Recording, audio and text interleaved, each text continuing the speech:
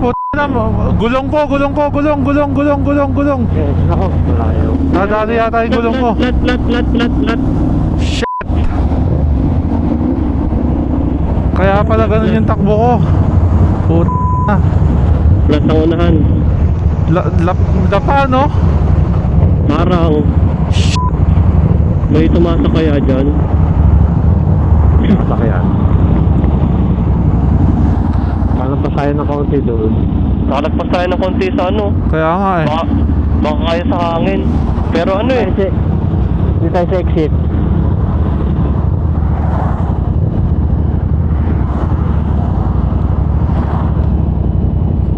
Dapa eh.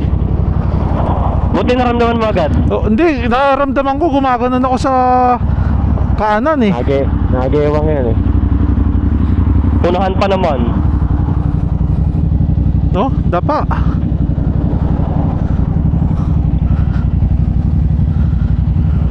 Abante ko, atras ko.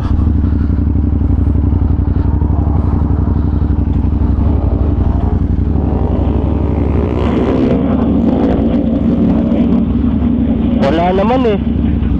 Yung pito mo ba hindi tagilid? Sa pit. Hindi kaya dito? Yung pito? Yan o, crack ko? Nagka-crack? Oo. Ayo nga po. Bakit? Nagka-crack ang pito. Yung pito naka-crack. Naka-crack yung pito. Bueno. Pasok tayo doon. Exit tayo. Ay, exit tayo. Hanap tayo mo ano. Hindi, pwede pumasok. Oo, meron dyan eh. Meron dyan sa Marilao eh. Oo, running flat mo na. Tubeless naman eh. Oo. No choice naman tayo. Ganun na lang. Oo, kasi kung hanginan mo, parang di rin over sa pito. Hindi, crack yung pito eh. Palit pito to. Oo, palit pito. Bigla ako naramdaman, gumaganon ako eh. Ayun, malapit na naman exit. Tapos may, sure ako may vulcanizing shop dyan eh. Oo, marami naman dyan.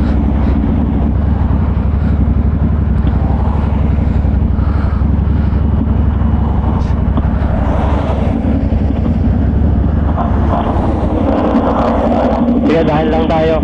Hazard tayo. Sige, una ako. Pinapalsan ko na ano. Hindi ko makabig sa kaliwa eh. Oo, dahil lang.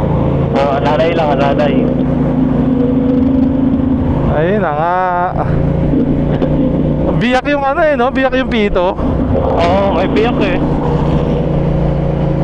Ganyan yung nangyari sa 4 wheels ko dahil guma rin yung pinaka-puno niya. Oo. Pinapalsa ko ng baka, stainless.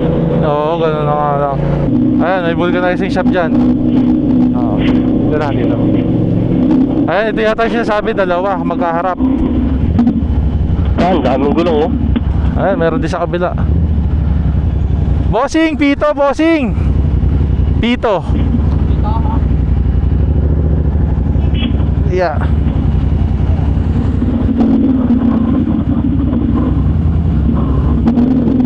Up, yeah.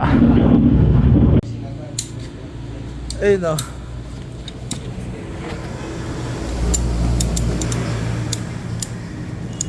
Punit.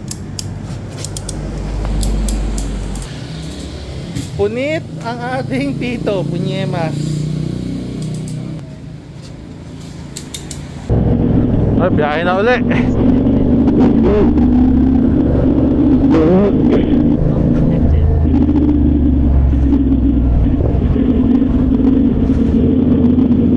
Napunit ang pito. Buti pito lang, di palit gulong. Masakit yun. Masakit yun pag palit gulong, pucha. 10,000. 10,000, tas di pa pareho gulong mo bigla.